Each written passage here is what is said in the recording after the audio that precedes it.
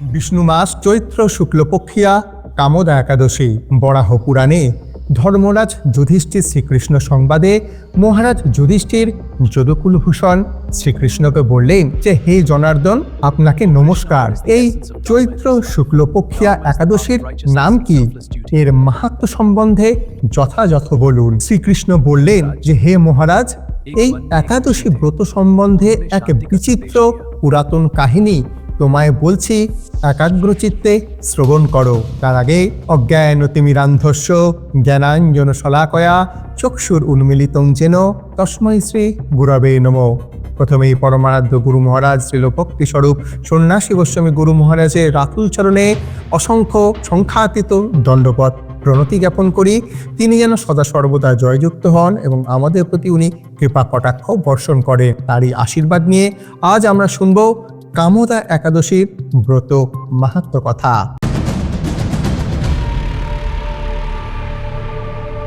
একসময় মহারাজ দিলীপ তার গুরুদেব মহর্ষি বশিষ্ঠের নিকট এই একাদশীর নাম ও ব্রত মাহাত্ম্য কথা জিজ্ঞাসা করেছিলেন। তদুত্তরে বশিষ্ঠ মুনি বলেছিলেন যে, হে রাজন, এই একাদশীর নাম হলো কামোদা একাদশী। অগ্নি যেমন কাষ্ঠ রাশিকে ভস্মীভূত করতে সমর্থ, এই ব্রত তেমনি বহু পুঞ্জীভূত পাপ রাশিকে দগ্ধীভূত করতে সমর্থ। এই ব্রত পুত্র প্রদানকারিণী।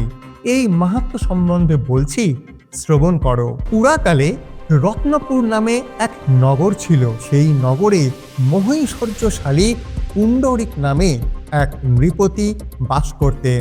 বহু গন্ধর্ব, অপ্সরা এবং কিন্নরগণ দ্বারা সেবিত হয়ে ওই রাজা সেখানে রাজত্ব করতেন। সেই সময় ললিতা নাম্নী এক অপ্সরা ও ললিত নামে এক গন্ধর্ব, তারা উভয়ই প্রীতি প্রণয়ে আবদ্ধ হয়ে বহুবিধ ধন ঐশ্বর্য বৈভবপূর্ণ গৃহে পতি পত্নী রূপে ক্রিয়ারত থাকত। একে অপরকে ক্ষণকাল না দেখে থাকতে পারত না। এক সময় এক মহতী সভায় রাজা পুণ্ডরিক ও অন্যান্য গন্ধর্বগণ ক্রীড়া করছিলেন। পত্নী রহিত ললিত সেই সভায় গান করছিল, কিন্তু ললিতা অনুপস্থিত থাকায় ললিতের কণ্ঠস্বর বন্ধ হয়ে যাচ্ছিল, এমনকি তালভঙ্গ হয়ে যাচ্ছিল। কর্কটক নামক এক নাগ এই রহস্য অবগত ছিল। সে রাজা পুণ্ডরিককে সব কথা খুলে বলল। রাজা ওই কথা শুনে ললিতকে অভিশাপ দিলেন, ওরে অধম দুরাচার, তুই স্ত্রী বশ হয়ে সঙ্গীতের তালভঙ্গ করেছিস। তুই পচা মাংসভোজী ও মানুষ খেকো রাক্ষস হয়ে যা। ললিতা হঠাৎ নিজ পতির এই রাক্ষস রূপ দেখতে পেয়ে খুবই ব্যথিত চিত্তে কি করি, কোথায় যাই, এই চিন্তায় দিবারাত্র অত্যন্ত দুঃখের সঙ্গে দিন কাটাতে লাগলো। আর এদিকে ললিতা লজ্জা ত্যাগ করে স্বামীর সাথে গহন বনে বিচরণ করতে করতে একদিন বিন্ধ্য পর্বতের চূড়ায় শৃঙ্গী নামে এক মুনির আশ্রম দেখতে পেল।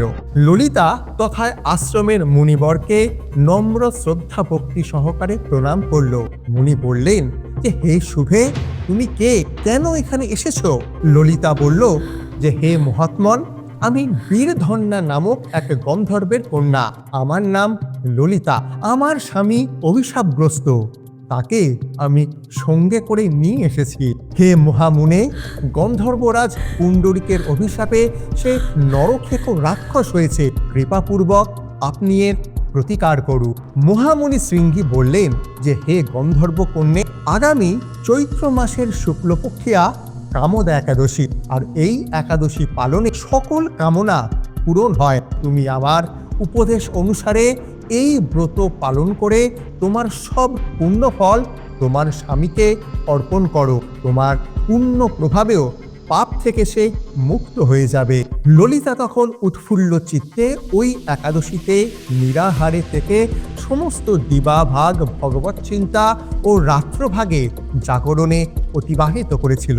দ্বাদশীর দিন পূজাকালীর মুহূর্তে ভগবান শ্রীকৃষ্ণের সম্মুখে ললিতা বলল, হে প্রভু, আমি আমার পতির পাপ মুক্তির নিমিত্ত এই কামোদা একাদশী পালন করেছি। আমার পুণ্য প্রভাবে তার এই পাপ দেহ দূর হোক। সে সময় রাক্ষস দেহ প্রাপ্ত ললিত তথায় ছিল। ভগবত ইচ্ছায় ললিতার ব্রত পালন প্রভাবে ললিত তৎক্ষণাৎ দিব্য দেহ ধারণ করে গন্ধর্বত্ব লাভ করল। অতঃপর তারা মহাসুখে দিন কাটাতে লাগলো। হে রাজশ্রেষ্ঠ, এই কামদা একাদশীর মতো ব্রত কুত্রাপিও দৃষ্ট হয় না। দেহান্তে তারা উভয়ই বিষ্ণুপুরে গমন করেছিল। তাদের আর কোনোদিনই পুনর্জন্ম হয়নি। তো এই ছিল আজ কামদা একাদশীর ব্রত কথা। কমেন্ট সেকশনে এই পালনের সময় ভারতীয় এবং বাংলাদেশ সময় অনুসারে কোনটা সেটা আপনারা পেয়ে যাবেন। আর এই ভিডিওটা কেমন লাগলো অবশ্যই কমেন্ট সেকশনে কমেন্ট করবে। জয় অনন্ত কোটি বৈষ্ণব বৃন্দের জয়, জয় আকর মঠরাজ মায়াপুর শ্রী চৈতন্য মঠের জয় এবং শাখাসমূহ সমস্ত গৌড়ীয় মঠের জয়। হরে কৃষ্ণ।